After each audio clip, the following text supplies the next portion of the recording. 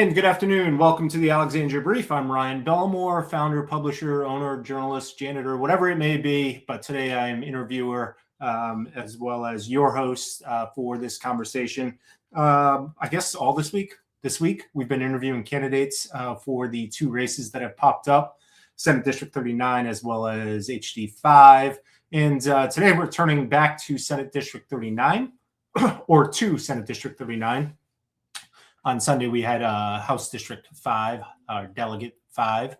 And we are going to be joined by Julie Robbins Lineberry, the Republican nominee for Senate District 39.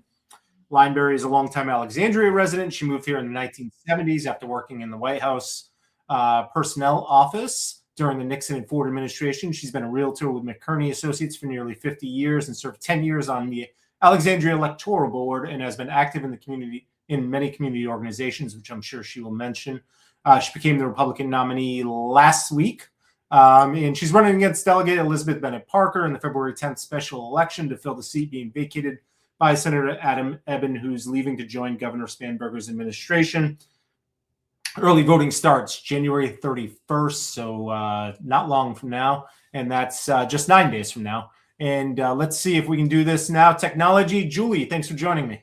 Thank you. Thank you. Thank you for having me. I appreciate it. Of course, it worked. Anything in my little shortened bio there that I didn't get to that you wanted to introduce yourself with? Well, only the people out there listening, the realtors, throughout Northern Virginia might like to know that it's McInerney, and it's now Corcoran McInerney. But I did retire from real estate during COVID in 2023. Like many people, different jobs became hard to do when you could not meet with people, people that you didn't know coming off the street. So realtor open houses became sort of a bridge too far. Yeah, I actually purchased a home in Rhode Island during COVID and had to go through the process there and then the process of selling, and then moved down here and it was still COVID and had to go through the process twice. And it was certainly a different experience for all involved. So I know I had to sell my house during COVID without benefit of I had a realtor, but I couldn't represent myself because of all the various things and had to do it all remotely. And the most thing I loved about my 47 years was meeting with my clients, meeting face to face with people, showing them houses, meeting the sellers, doing all of that kind of stuff. And I'm schooled by the idea that the voters out there, much like all of my clients, people who wanted to buy, rent, temporary rent, that type of thing, they all had concerns. They had all personal things. Nobody was just like everybody else. Everybody was an individual. So part of the reason that I joined this kind of pop-up campaign, which has been apparently, literally short term. I find that this crazy pop-up that we've done, candidates who are still running and aren't actually resigning until the 18th of February, in the middle of a session, and having somebody else have to resign in the middle of the session to run against me, my opponent, has resigned her thing as of, I believe, the same 18th. It just happens to be the turnover date of the turnover date for the legislature. I'm pretty familiar with that type of stuff. So it's maybe sort of a convenient time to vacate offices and switch around down there. So, but I don't think it's at all fair to the voters. The voters, at least even where I live, who went to vote for a firehouse, thought they were voting in a Democratic, it was said as a primary, and they did not realize that they were going to have to go and sign pledges of loyalty to vote for whoever the party was running again. And as it turns out, in less than 30 days. that was sort of when I saw that there was no one running on the Republican ticket. I literally, during the last half hour of filing, sent them an email declaring. And so, as it turned out, that they didn't. I won the endorsement of the party, and we did not have a party canvas, and it was canceled the next night. So I'm sort of like a pop-up candidate, but then so is Elizabeth, and so are McKirk and McPike and Mason. We're all pop-up candidates, and that's where we are. It's Yeah. not it's not the best version of nonpartisan politics or the electoral. We should not have elections this way. People don't need to be in the dark and only relying on you personally to get the word out. Well, I want to be a little clear here because the Democrats had several people come forward, and that's why there was a firehouse primary to choose their nominee. The Republicans could have went that same way, but instead they chose one candidate. So, I know that. I understand. I was secretary or chairman of the electoral board in Alexandria for 12 years, almost 12 years, for 11 years. So I understand how things happen and why they happen, but those are usually not scheduled ahead of time so that the first person can take a appointment with a yet to be approved agency that's not going to be funded. But I understand it was his legislation and he loved it. So that's the way life goes, Yeah, so I guess that might answer it, but why run for office now? Why? Because I think that the voters deserve a choice.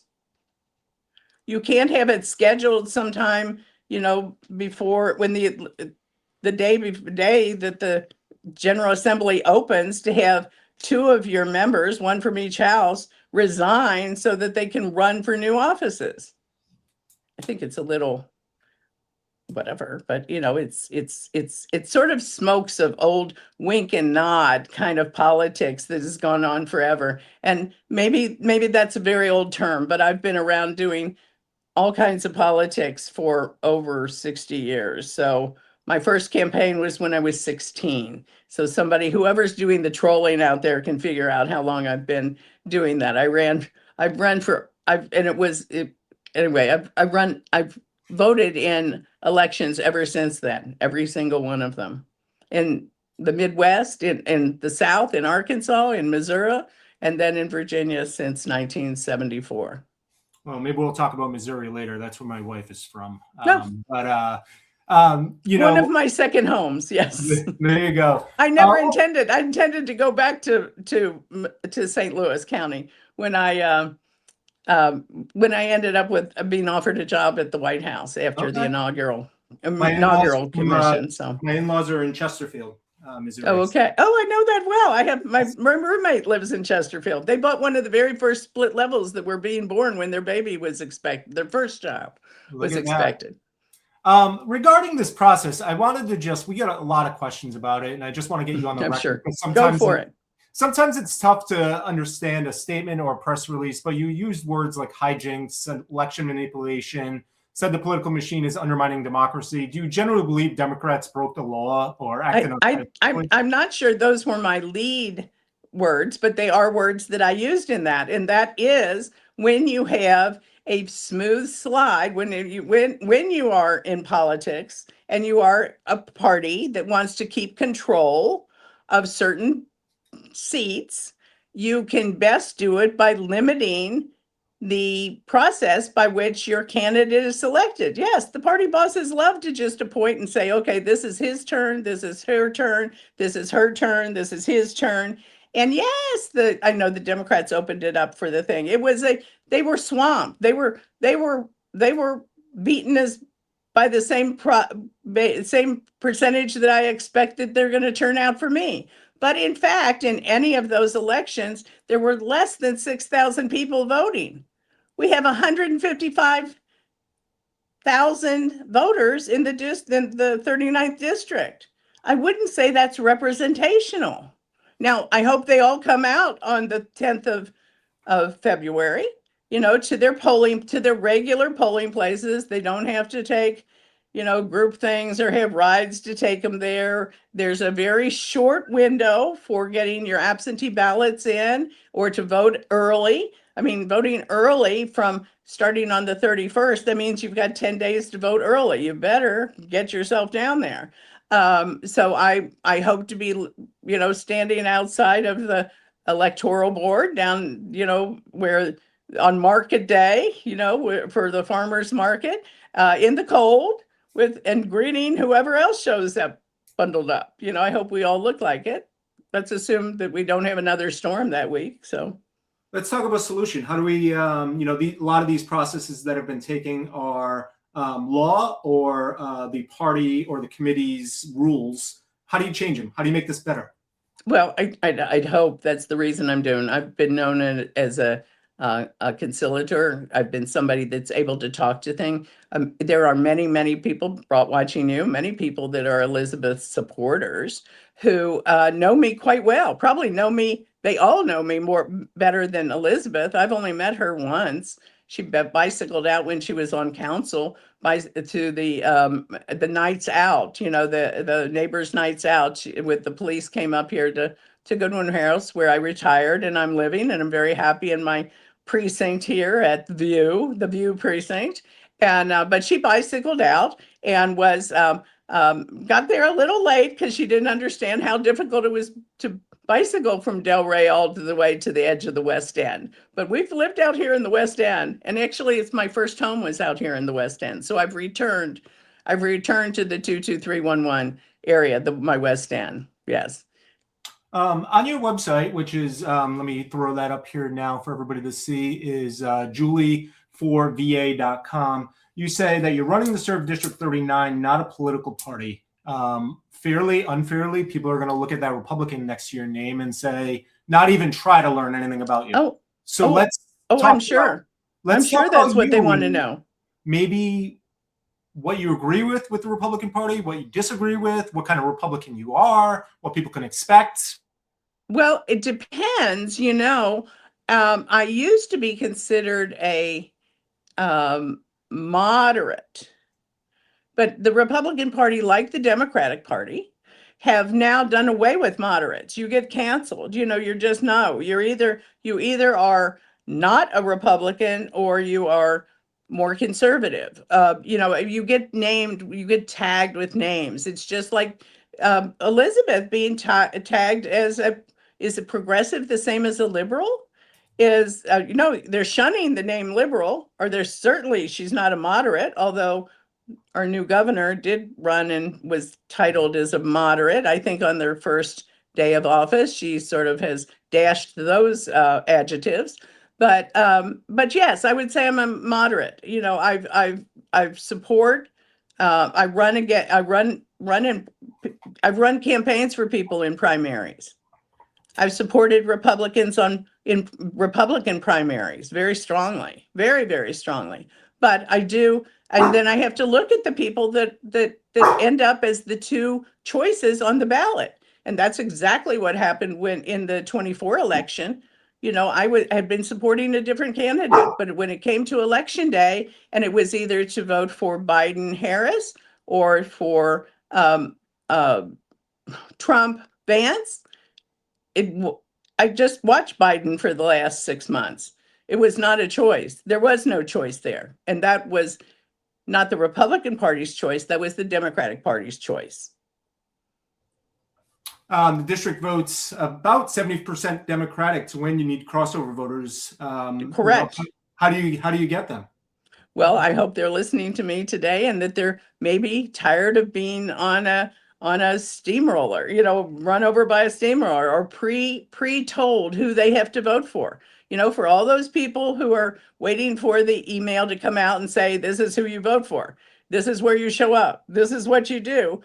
They are probably not my voters. I'm no Pollyanna to politics. I didn't think, oh my gosh, I'm going to come in here and flip a Democratic seat that's been a Democratic seat for long ago. I mean, I think it's probably been 20 or 20 years or no more than that, because Patsy Ticer was the previous state senator to hold this. Not exactly this. It's been redistricted 4 times, but prior to that, it was Bob Calhoun, who she defeated. So I worked for Bob Calhoun in his campaign. I supported him in his campaign.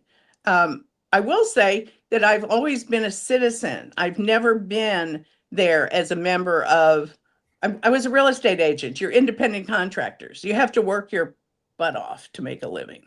Realtors work so hard. Everybody thinks they're rich. They're not. But in any event, I worked as a volunteer. I've always been a volunteer on all these campaigns. I enjoy putting myself in there.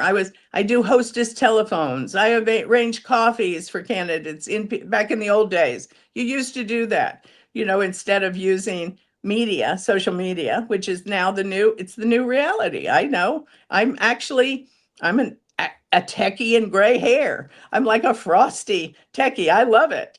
I'm not afraid of AI. I'm not afraid of being on social media. But there are a lot of people that don't, and it's limited. It's limited by the papers or the free papers that go out, or the subscriptions of what you read, of papers and the newspapers, and it's very expensive to get subscriptions, to the print media.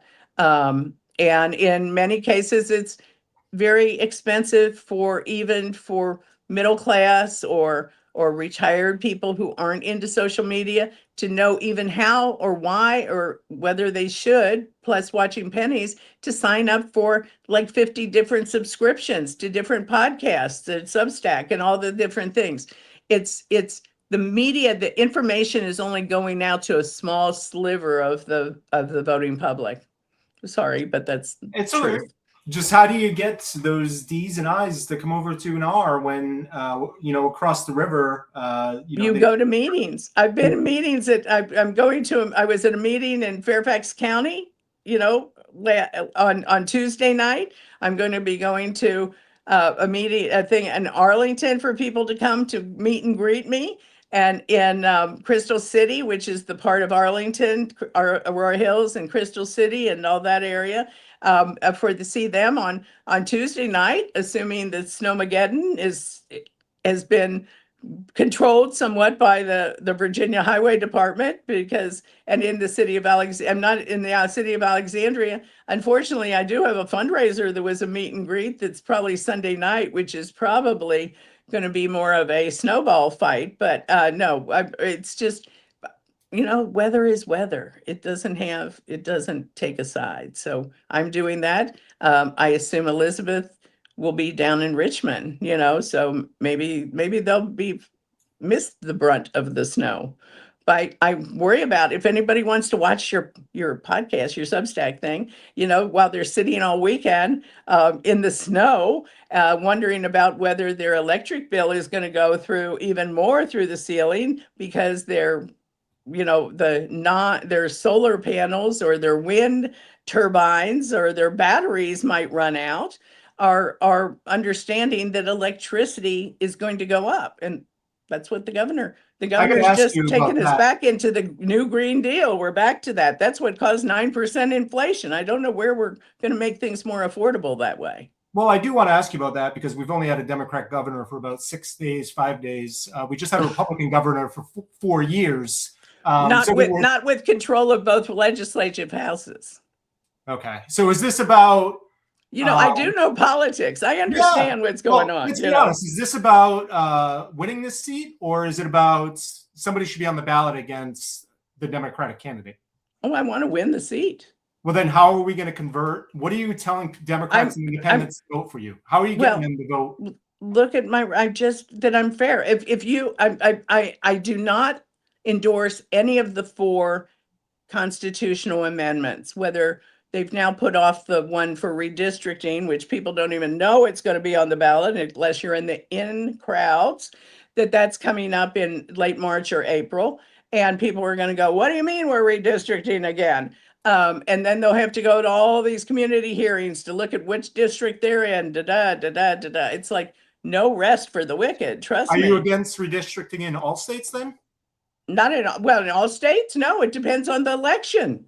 They're Well, voters. Their Virgin- voters get to choose. Virginia's They're- reconsidering redistricting because other states are redistricting in Well, off years as well. You know, keeping up with the Joneses, or are we keeping up with the Newsoms, or are we keeping up with the Waltzes and or do we want to be New York? Do we want to be Minnesota? Do we want to be California? Do we want to be Texas? Apparently are. All the people are moving to Texas and Florida. So go for it. Florida decided not to redistrict. You know, people are not flooding to Indiana, but they didn't redistrict. Even Maryland decided not to redistrict. They decided it was too much of a burden on the state legislature. So what would winning actually look for you? What do we want to be? What do I want to be? Now, what do we want to be?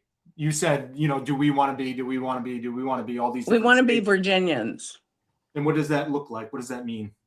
Well, I think that we know our neighbors and we respect their differences and respect their different opinions, and we can talk it out. We can try and reach a middle instead of all going on the nine, on a nine, a 1 to 9, go for the 9, go for what I want, only what I want, and, shove it down their throats. We need to go to the negotiation that happens between the 4 and the 6 scale, where everybody comes out happy and there's bipartisan support. How do you negotiate with people across the aisle?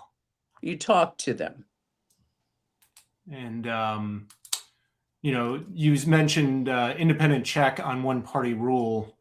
I think it's a 1-seat majority, so it would be pretty darn close down the middle. It would be, but they do have the Speaker of the Senate, cast the deciding, much like in the Senate, in the, for people who follow this stuff, much like in the U.S. Senate.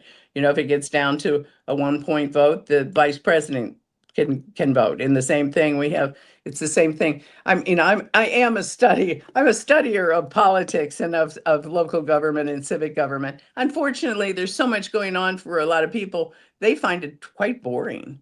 They're like, I don't want to know all those details.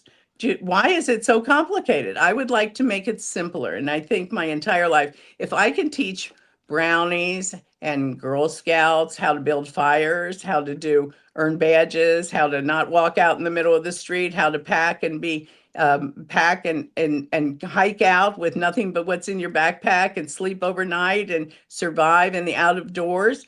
I taught girls who had troops who were inner city or in city of Alexandria, who were in troops that were supported at rec centers. They couldn't go.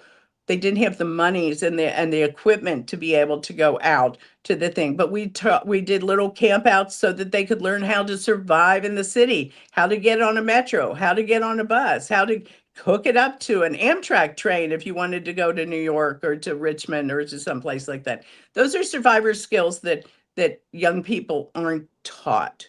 And now it turns out they've got the social media and the web, and they can just watch it on their phone. You talk a lot about housing affordability on your website. Your kind of 6 pillars on your website are housing affordability, cost of living, a check on one-party rule, fair and secure elections, empowering women and girls, which you were just touching base on, and community first. Let's talk about housing affordability for a little bit. It's a priority. What are a couple things that you think can be done to lower costs for Virginians? I guess it's across the district. Across the district. Across my district or across Virginia? Because Virginia. Or Northern Virginia is the most unaffordable area of Virginia. For the people that are listening out there that say, how is she going to lower my personal affordable thing? Unfortunately, I have no choices for you except to move south or move out. There's other communities in Virginia that have all the benefits of it, but do not have all the taxes that are added on to it. There's going to be more taxes added on to buying there's actually going to be taxes added on to subscriptions for podcasts and for social media, all the stuff that you have to do. There's a proposed almost 4% tax, standalone 4% more on all of your DoorDash, your Amazon deliveries, your whatever, from the restaurants, from whatever. All of that will have a 4% tax. I don't see that lowering the affordability rate here in Northern Virginia. 4% more on your Lyft rides, on your Uber rides, on your everything. All of those things are going to that's what's going to pass. That is not, and that's the Democrats' proposal. That is not lowering affordable, making of things affordable. That's making it unaffordable, more unaffordable. We're hearing a lot about what you're against, but what are you for? On your website, you talk about that you'll fight for real solutions. What's a real solution? What I'm for is for in our affordable housing here in the district to try to, instead of assuming that everybody is poor and the affordable, that they don't want to live like everybody else, that they can only or should be happy and begging to live in 600 square feet, plus paying their electric and having no parking. How can you raise a family or raise your status in life if you're just being taken every single penny that you have that you're earning, that you have to pool everything? You can't save, you can't do anything. You can't pay for the fees, which are going up too, for your child to play soccer or to be on a baseball team or to be in Girl Scouts for that matter. So what do we do about it? What are your solutions for it to lower? Well, my solutions are to pass legislation and encourage people here locally to make it more affordable here in the district. But And that's not. What does that legislation look like? Well, it's apparently the legislation's there. I would oppose it. And I would lower the fees. I would get the city to reduce. If you look at your bill from, your server, your electric, your telephone bill, there's 12% that goes to the city. 12% on top of your bill. So really? You would cut fees. That's one line per line. Yeah. Per line. Yes, I would cut fees that we're able to do quickly. I would not reverse and say, oh, we're going to go with fossil fuel and everybody and make Virginia Power do, millions of batteries, stockpile millions of batteries. I mean, those things didn't work during the Biden administration. I don't think, or nor Northam's administration. So they're not going to work. They're not going to work during a Sandberger administration. So I would oppose all those things. That's how I would in the legislature, in the Senate. I don't know, I will be in a minority party unless there are 2 Republican senators seats flip. I can always pray, but that's. Yeah. I'm just trying to wrap my head around it because, obviously the mass majority of voters in Virginia voted for the way things are now. So but 4 years ago they voted for ways that were different than this, So they voted because the election was on making things more affordable. She'll work on affordability, and all that's come forward, the proposals all are being unaffordable. They're making it unaffordable. And that's why I'm trying to get you on to give me some solutions, because I want to make sure that your solutions don't just come across as being opposed to what the Democrats are doing. Well, I would try to pass a bill to lower the costs for those things, to lower the cost for the gasoline tax. Every time you fill up gasoline, the state has a tax. Lower that tax. I would also try to do a thing that would freeze the costs and the salaries for people who are in local government and who are employees of the state of Virginia and the cities and counties. Now, not the teachers, not the firemen, not the policemen, but all of the consultants in this. I'm familiar with the city of Alexandria most. The the staff has like quadrupled. There is a consultant on the payroll for everything. We have a huge staff, one of the largest staffs for a city, for an independent city. And yet we have to then go pay and hire outside consultants to run every single survey that's done, which there's zillions of them. Everything is run by a consultant. So why do we need all this staff if in fact everything is being charged and they're paying consultants to do it all? I don't understand. I don't understand. And I've asked that question. I've gotten no answers. I didn't get any from Justin. I haven't gotten them, from anybody else now, so. Has any Republican delegates introduced anything regarding anything like that in the past? Yes, they have. But it was voted down. It was voted. Did I mention earlier in this that it's, even for Youngkin, all the stuff he did get through, he vetoed a lot of stuff the Democrats passed. And that is a way to make things more affordable. All they want to do is tax and tax and tax and tax, so that he already has a super fund that Youngkin is passing on, but they want more and more and more so they can buy more and more and more. It would seem to me that possibly that the way to make things more affordable is to give everybody a government job. We touched on housing affordability, a little bit of cost of living, a little bit of check on one-party rule. Fair and secure elections are on your list. You have the experience as 10 years on the electoral board. Yes. I'm going to imagine that elections in Alexandria are fair and secure. Yes, I think they are. I think the electoral board runs very fair and square. Yes, there's no. So what's your priority? We do have during COVID. There was a lot of instances that pushed the envelope on ballot harvesting. But yes, we still have a fair portion of our citizens in Alexandria who actually come to the polls. Did you report the ballot harvesting? Did you report the ballot harvesting? Well, it was reported. Yeah. It was in the news. To authorities. Yeah. It was in news. To the authorities? Yeah. Well, it's during COVID, it was very difficult because all the city offices were closed. You had to chase them down. I attended something like 70 Zoom calls with the city council, where all of the city council, where none of the participants were allowed to talk for the most part. And all you saw was the council's pictures on the Zoom screen. And you'd have to go off into your other, the listeners thing to scroll through pictures, no names on it, and nobody was able to talk. And in that time, we rezoned like hundreds of sites in the city.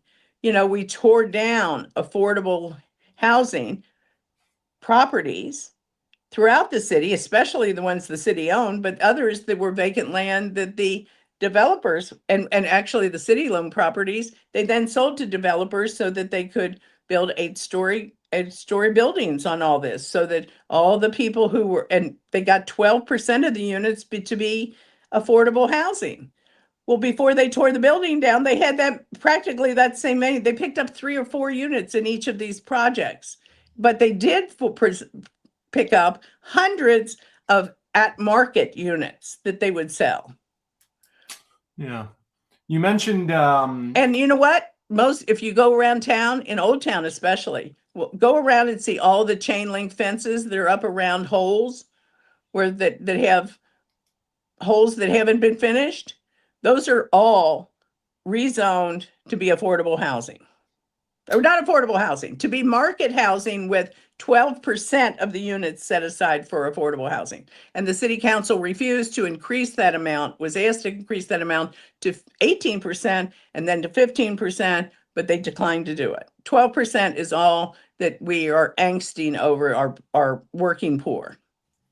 Yeah, there was actually some news that came out today where there's going to be about 353 377 new affordable apartments that are. Well, I know they were rezoned back in COVID. That's been 6 years ago. Yeah. Well, I just meant there's news today that where there's I 377. know they're recycling the ones. They stopped construction on all of them. They tore down everything. Everything down there, that used to be on the south part of St. Asaph Street, St. Alfred Street. All of those got that all, and Henry, that all got torn down. The ones by the Braddock Metro got torn down. There's all kinds of them. They're all over the place. Now they've just torn down the ones here at the corner of Beauregard and Braddock across from the Inova. That was the craziest one I went to because the developers representative said, "Oh, we're hoping to be here in the Northern Virginia Community College that we will be attracting a lot of professors and staff and students who want to be close to campus." Do they not understand it's a commuter campus? Have you ever considered running for city council? No, I don't want to run. I mean, I probably have as much chance of getting elected to this one as I do to the city council, the way that the current control is going. But with that said, they don't want bipartisan. They don't want. When you say they, bipartisan. When you say they, you mean the voters, because the voters are the ones. No, the city council. The ADC. Well, then why aren't people voting for the Republicans or independents when they are candidates? I don't know. It's your maybe they're all happy with 9% unaffordability. Maybe they're happy with their taxes going up. Maybe they're happy that they can't get to Old Town, without going through 12 stoplights. Maybe they're happy getting $100 tickets for going 20 miles an hour in a 15-mile-an-hour zone. Maybe they're happy with that. I don't know. Maybe they're wealthy. Maybe they have some way to get the tickets fixed. I don't know. What can I say? I know I paid $100 one. Yeah. I've only done it once, so now I creep through world. We wonder why traffic is so backed up. That just came out. That's just been in the things. Returning to pre-COVID things. What's also we're returning to pre-COVID things going at 15 miles an hour. What do you say to there's about 13,000 federal workers in Alexandria, so probably 20,000 across the district. Guesstimating, I know 13,000 in Alexandria. Oh, I think it's higher than that. Yeah, well, I mean, it's higher than that. What's your thoughts on the workforce reductions and the pain that some of them are you thinking that that's how many are now in the district or before the workforce reduction? The city of Alexandria says that they have approximately 13,000 federal employees who live and what was that based on? What time was what were they basing those facts on? They were using that as recently as the city manager's last report. What was he basing it? Look at the footnotes. I look at all the footnotes. It's from 2002, or 2000. Well, let's just get to the what is your message to those federal workers who are worried about their jobs and worried about you started out saying, I worked at the White House during the Nixon Ford administration. When Jimmy Carter got elected, I was I lost my job because of that. I went and found a job. So do you support the cuts that have been made and the do you support affordability, cutting things? Do you think there's a way to make our lives more affordable other than by reducing something? I'll throw it back at you one more time. Has the prices of your items gone down since all of these federal employees have been laid off across the United States? Yes, I was paying $7 for eggs a dozen, and they're down now to $4. And or in some places, if you go to Aldi, they're $2.95. And you think that's because some employees got laid off in the federal government? I think it's the sign that the market, yes, the market is saying somebody's trying to reduce rates. Yes, I think that all the things at your grocery store, those people don't set their rates by what it costs them to build it. It's all marketing. It's all goes out in the middle from the manufacturer, from the farmer or from the eggman or from the whatever to your shelf.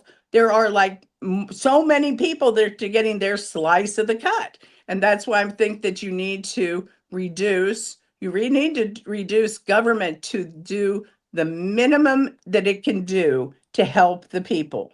We don't need to have a huge city staff, for instance, here in the city of Alexandria, to then turn around to decide which consultants do we hire. And then to have 6 people on the staff monitoring what the consultant is doing and helping them run their slideshow projections when they come out to the city. You don't need that. We should, if we have that many staff, we should not need consultants. We talked a lot about what's on your website, which is julie4va.com, as well as your press release. What do you want voters to know about? I noticed that's what Kirk is. Kirk McPike is for Virginia.com. He must be using the same. All their websites are all the same. Maybe, yeah. What do you want voters to know about you that they won't learn from your website or a press release that we didn't already get? I'm passionate about serving the people. I'm not a politician. I've never run for office before. I'm not looking to stair step and in 18 months change jobs and get a higher position. No, I don't want to run for city council. No, I'm not doing this so that I can run for governor, so that I can run for Congress, or so I can challenge the Senate, U.S. senators, or my congressman, which keeps changing because they keep redistricting me in and out of the 8th. But since I now live here on the edge of the world as far as Alexandria is concerned. But no, I'm not running for any of that. I'm just trying to make a difference now, today, in 2026. And if I'm elected, then the voters can decide if I did a decent job or not. And it's up for election again in 2.5 years, or 2 years and some months change. I've been trying to shine the light on the West End a little bit more, because I think oftentimes it is mentioned in the not most positive news. So let's hear some of your favorite businesses, restaurants, coffee shops in your... Oh, I like your thing. I check that thing all the time. I check that. And the Zebra does the same thing. They've got all the places that you can go and eat and do that kind of stuff. Do you have any favorites over there that people should be going to? What my favorite in the West End, and what is the thing, my best carry out, because I must say that during COVID, I lived for it, is Ho's Chinese thing on Fern Street, which is a hole in the wall. You can't dine in, you have to walk in. It's sort of like, when you used to say, oh, if all the policemen and the firemen are eating here, it must be good food. Well, if all the students from from Alexandria Public High School are walking, 4 blocks to be able to get an affordable, decent food, then that, yes, and Fairlington Pizza and those types of things. We have some carry-out here on Beauregard. There's actually my favorite one, an Italian place, is just closed because of they can't afford their rent. The rent's gone up. That's it. We've got these rents, and you're right. And so the city wants to raise the assessment, raise the cost on the owners of property, and you raise that, and then they have to pass on the rate raise to go to the tenants, and they can't. They are not making bunches of money, these little independent small business people. They're on thin ice. They are not getting wealthy. That's not how they're doing. They're out there every day having to turn the lights on, keep the heat on, buy the property, buy their produce, whatever they're doing, get their employees until the employees are offered something better, or go looking for something better, or move out of the city of Alexandria and it's too far to commute. That's our problem. Our workforce affordability is off the charts. You have to be fairly wealthy to buy a new home in the city of Alexandria. I think we can all agree on that. Your website is... And what have we done in the last... I've been doing this for the last 20 years with the city council and on hearings, and what has come down? Has anything come down except school scores? I don't know. Sounds like a good question for city council. I've asked that. Yeah. Well, I mean, but I'm going to put it back on the voters again. Has the staff increased? This message, I would say that you need to get together with a Republican or independent candidate for city council Well, and we have can't. them run on this. Well, it's can, but to run for the city council, you would have to court the developers, and then you can get your $500,000 contributions for your campaigns.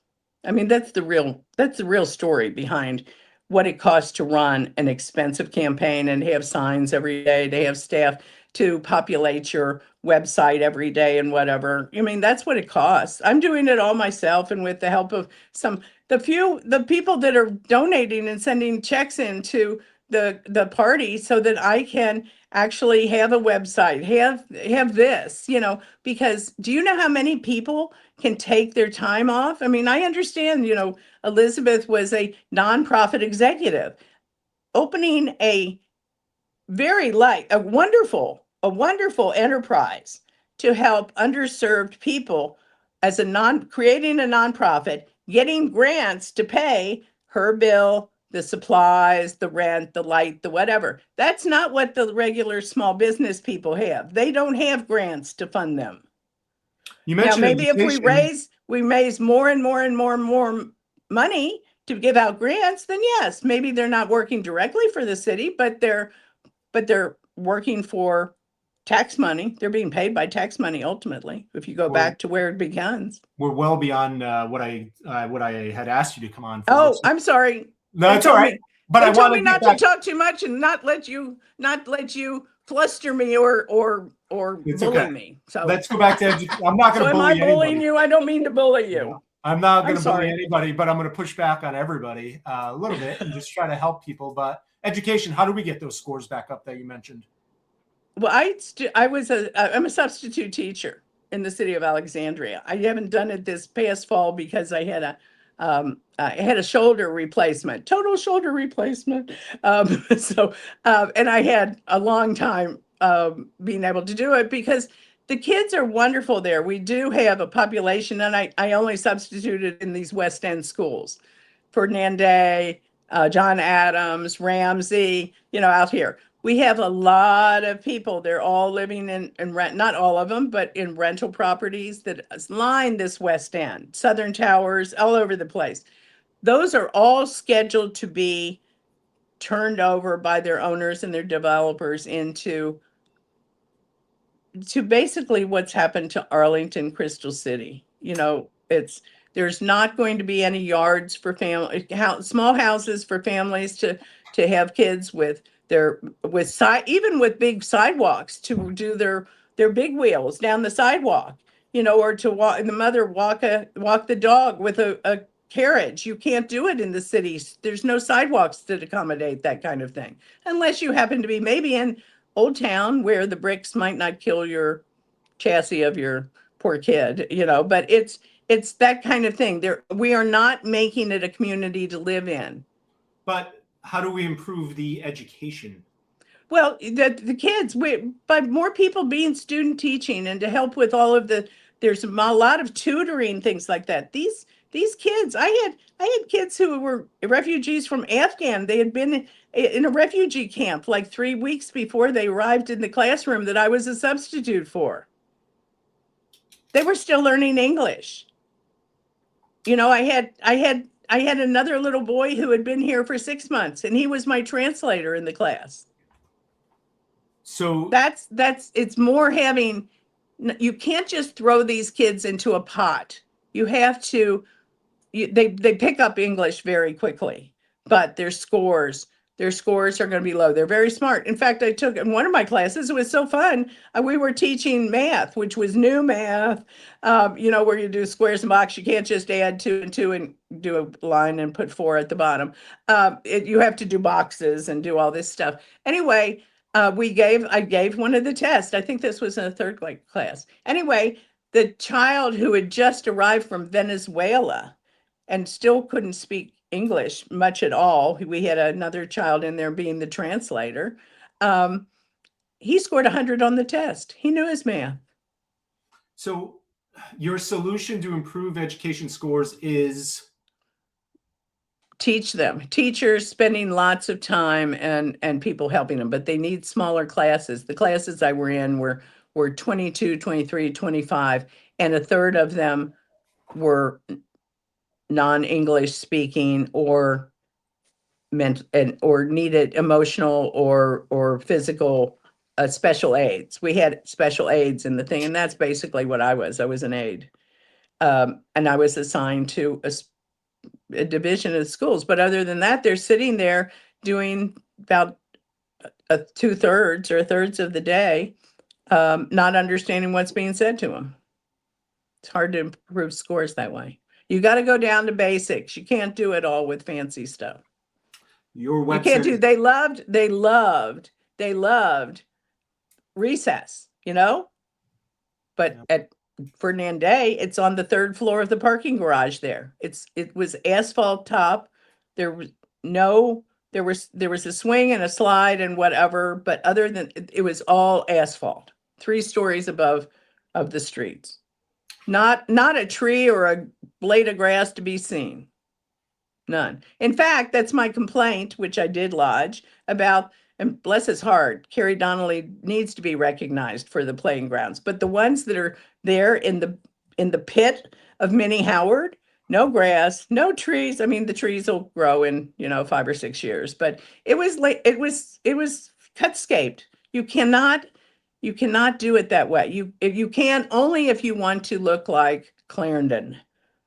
I mean, we have unfortunately, I find that City of Alexandria we're a small independent city, but we have envy. We have envy with our neighbors. We want to be big just like them.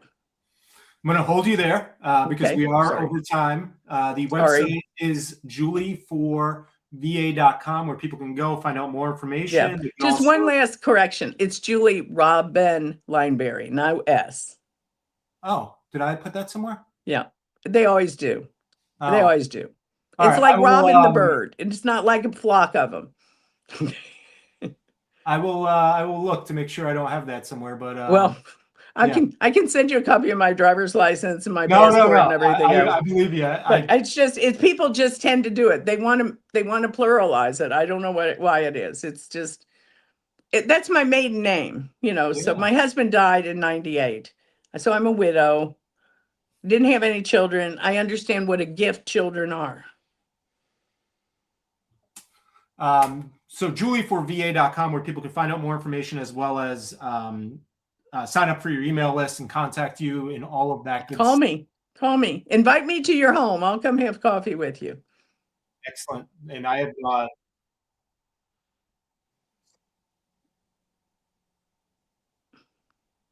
all right. Sounds good. I'm hearing myself, so I'm going to wrap this up, but I appreciate you joining me. I wish you the very best of luck on February 10th. Thank you. I knew you're doing a great job, I'm trying to get as much information. You're the busiest podcaster in Alexandria, although I don't know, maybe there's lots more of you, There are not. I think otherwise I would let them do it. Huh? If there were, I would let them do it. Well, that's sort of why I'm running. Yes. That's it. All right, Julie. Well, thank you very much. All right. Thank you so much, Ryan. I appreciate it. Good luck. I appreciate you. julieforva.com. And we appreciate her taking the time to join us. Again, visit her website where you can find out, you can meet her news, endorsements, volunteer, donate, sign up for her email list, contact her, and all of that. If you missed any portion of this conversation, want to watch it again, want to share it, want to listen to it, we'll all be available on alexandriabrief.com. Thanks for watching.